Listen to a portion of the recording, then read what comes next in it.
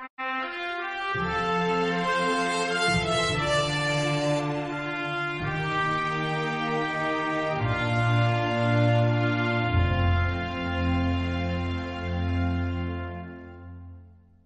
Good Dinosaur. Adapted by Bill Scollin. Illustrated by Michelangelo Rocco. Designed by Tony Farron. Arlo lived on a farm with his family at the base of Clawtooth Mountain.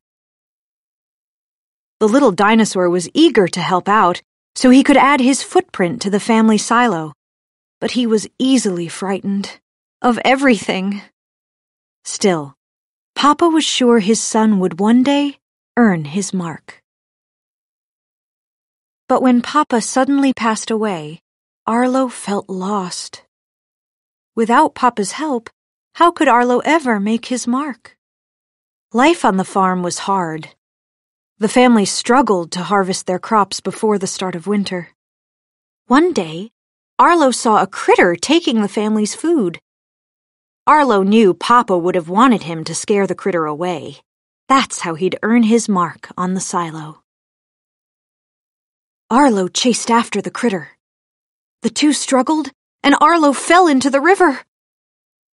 Arlo tumbled over and over in the rushing water, and finally washed ashore, far from home. Arlo was alone and scared, but he remembered Papa saying that he could always follow the river home. Arlo began to walk along the winding river. He was tired and hungry. The critter appeared again, and it had brought him fresh berries. They were delicious. The critter and Arlo soon became friends. They had fun together, blowing gophers out of holes, and took care of each other as they tried to find their way home. Arlo named the critter Spot. One night, Arlo ran through a meadow of tall grass. Hundreds of flickering fireflies rose into the sky.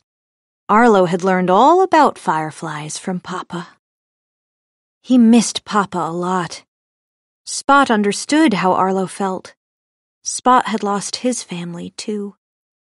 The two friends were glad they had each other. The next day, Arlo and Spot continued on their way. Suddenly, a pack of pterodactyls attacked them. 3 fearsome T-Rexes roared and scared the pterodactyls away. Would they attack Arlo and Spot, too? Luckily, the T-Rexes were friendly. In return, Arlo and Spot helped save their herd of longhorns from raptors. Later, around the campfire, the T-Rexes told Arlo he'd showed real grit. Arlo had been scared, but he was brave. He was proud of himself. Papa would have been proud of him, too. The next day, Arlo saw Clawtooth Mountain. He was almost home. Arlo couldn't wait for his family to meet Spot. But the pterodactyls attacked again. They grabbed Spot and flew away. Arlo tracked them to the river and roared a mighty roar, scaring them away for good. A big storm was brewing, and Spot was soon caught in a flood. Arlo jumped in just in time to save his friend. Arlo held Spot tight as they plunged over a waterfall. The two friends came to shore at the base of the falls. They were safe, and Arlo was glad to know that their journey would soon be over. As Arlo and Spot went up and over the mountain pass, a human family came into view. Spot was curious and went to them. Arlo knew what he had to do. The dinosaur drew a big circle around all the humans. This would be Spot's new family. Arlo was sad to say goodbye to his friend, but he had to let him go. Spot was where he belonged, and that made Arlo happy.